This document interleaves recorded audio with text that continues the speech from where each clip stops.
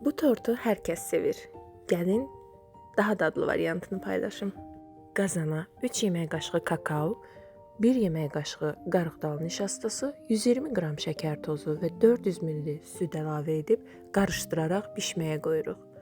Biraz bərkidikdən sonra 150 qram kərə yağı əlavə edib əriyənə qədər qarışdırırıq. Hazır olan kütləni soyması üçün kənara alırıq. Daha sonra 400 qram istənilən peçenyeni əlimizlə kiçik hissələrə bölürük. 100 qram qovrulmuş qoz xırda parçalara ayırırıq və peçenyenin üzərinə əlavə edirik. Daha sonra soyuyan şokoladı əlavə edib qarışdırırıq.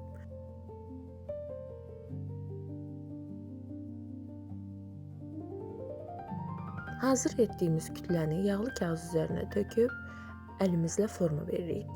Daha sonra kənarlarını bağlayıb soyuducunun buz gözündə ən az 1 saat gözlədirik.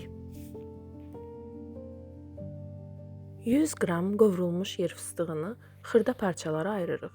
80 qram südlü şokolad və üzərinə 15 ml duru yağ əlavə edib mikrodalğalı sobada əridirik.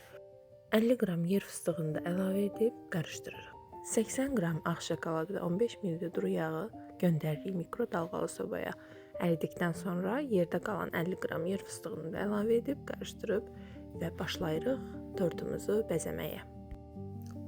Yağlı kağız vasitəsilə tortumuzu hissələrə bölürük. Bu hissələrin birinə südlü şokolad, digərinə ağ şokolad əlavə edərək bəzəyirik.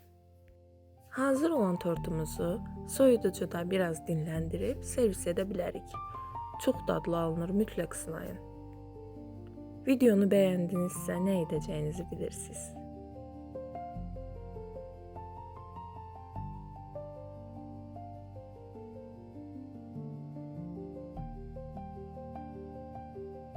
Yenə dadlı bir reseptlə qayıdacağam. Hələlik.